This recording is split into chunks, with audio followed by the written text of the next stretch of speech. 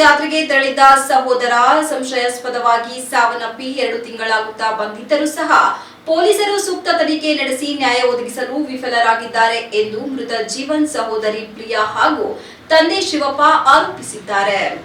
ಬುಧವಾರ ಸುದ್ದಿಗೋಷ್ಠಿಯಲ್ಲಿ ಕಣ್ಣೀರು ಹಾಕಿದ ಅವರು ತಾಲೂಕಿನ ಮಠಸಾಗರ ಗ್ರಾಮದ ನಿವಾಸಿ ಜೀವನ್ ಕುಮಾರ್ 32 ಮೃತಪಟ್ಟ ಯುವಕನಾಗಿದ್ದು, ಅವಿವಾಹಿತನಾಗಿದ್ದ ಇವರು ಟಿಂಬರ್ ಲೇಬರ್ ಕೆಲಸ ಮಾಡಿಕೊಟ್ಟು ಕುಟುಂಬದೊಂದಿಗೆ ವಾಸವಾಗಿದ್ದು, ದಿನಾಂಕ 2/2/2026 ಬೆಳಗ್ಗೆ ಸುಮಾರು 9:30 ಗಂಟೆಗೆ ವೇಳೆ ಸಕಲೇಶಪುರದಲ್ಲಿ ನಡೆಯುತ್ತಿದ್ದ ರಥೋತ್ಸವ ಮತ್ತು ಜಾತ್ರೆಯನ್ನು ನೋಡಲು ತಮ್ಮ ತಂದೆಯನ್ನು ಬೈಕ್ನಲ್ಲಿ ಕೂರಿಸಿಕೊಂಡು ಹೊರಟಿದ್ದ ಜೀವನ್ ಕುಮಾರ್ ಬಿಎಂ ರಸ್ತೆ ಕೊಲ್ಲಹಳ್ಳಿ ಗ್ರಾಮದ ಸಮೀಪಕ್ಕೆ ಬಂದಾಗ ತುರ್ತು ಕೆಲಸವಿದೆ ಎಂದು ಹೇಳಿ ತಂದೆಯನ್ನು ಅಲ್ಲಿಯೇ ಇಳಿಸಿ ತಾವು ನಂತರ ಬರುತ್ತೇನೆ ಎಂದು ತಿಳಿಸಿದ್ದಾರೆ.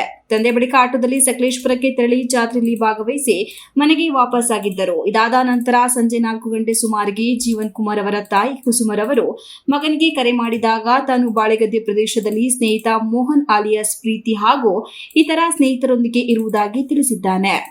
ಬಳಿಕ ಸಂಜೆ 5 ಗಂಟೆಗೆ ಮತ್ತೆ ಕರೆ ಮಾಡಿದಾಗ ಕರೆ ಸ್ವೀಕರಿಸಿದ ಸ್ನೇಹಿತ ಮೋಹನ್ ಪ್ರೀತಿ, ನಾವು ಗಾಂಜಾ ಸೇವನೆ ಮತ್ತು ಮದ್ಯಪಾನ ಮಾಡುತ್ತಿದ್ದೇವೆ, ನಿನ್ನ ಮಗನನ್ನು ಮಣ್ಣಿಗೆ ಕಳಿಸುತ್ತೇವೆ ಎಂದು ಬೆದರಿಕೆ ಹಾಕಿ ನಿನ್ನ ಮಗನನ್ನು ಇಂದು ದುಬೈಗೆ ಪಾರ್ಸಲ್ ಮಾಡುತ್ತೇವೆ ಎಂದು ಹೇಳಿ ಕರೆ ಕಡಿತಗೊಳಿಸಿದ್ದಾರೆ.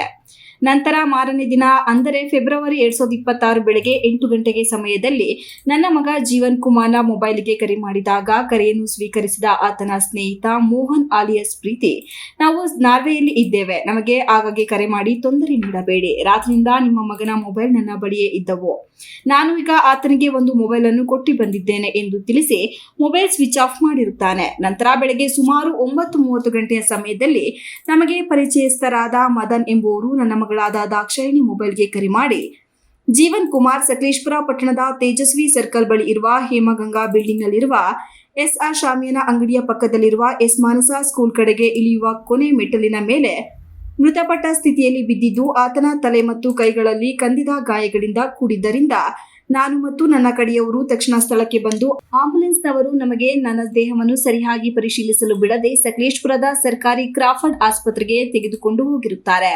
ನಂತರ ಮೃತದೇಹವನ್ನು ಮರಣೋತ್ತರ ಪರೀಕ್ಷೆಗೆ ಒಳಪಡಿಸಿ ಸಕಲೇಶಪುರ ನಗರ ಪೊಲೀಸರಿಗೆ ದೂರು ಸಲ್ಲಿಸಿ ದಿನಾಂಕ 3/2/2026 ಮಠಸಾಗರ ಗ್ರಾಮದ ನಮ್ಮ ಸ್ವಂತ ಜಾಗದಲ್ಲಿ ಮೃತದೇಹದ ಅಂತಿಮ ಸಂಸ್ಕಾರ ಮಾಡಿರುತ್ತೇವೆ. ನನ್ನ ಮಗ ಜೀವನ್ ಕುಮಾರನು 2 ಮೊಬೈಲ್ಗಳನ್ನು ಹೊಂದಿದ್ದು, ಆತನ ಶವ ದೊರೆತ ಸಮಯದಲ್ಲಿ ಆತನ ಪ್ಯಾಂಟ್ ಜೇಬಿನಲ್ಲಿ ಒಂದೇ ಮೊಬೈಲ್ ದೊರೆತಿರುತ್ತದೆ. ನನ್ನ ಮಗ ಜೀವನ್ ಕುಮಾರನು ಮೃತಪಡಲು ಆತನ ಜೊತೆಯಲ್ಲಿದ್ದ ಆತನ ಸ್ನೇಹಿತರೇ ಸೇರಿ ಕೊಲೆ ಮಾಡಿರುವ ಶಂಕೆ ಇದ್ದು, ಆದರೆ ಪೊಲೀಸರು ಸರಿಯಾದ ರೀತಿಯಲ್ಲಿ ತನಿಖೆ ನಡೆಸುತ್ತಿಲ್ಲ. ಬಡವರಾದ ನಮ್ಮ ಕುಟುಂಬಕ್ಕೆ ದಿಕ್ಕಿಲ್ಲದಂತಾಗಿದ್ದು, ನಮಗೆ ನ್ಯಾಯ ಒದಗಿಸಬೇಕು ಎಂದರು.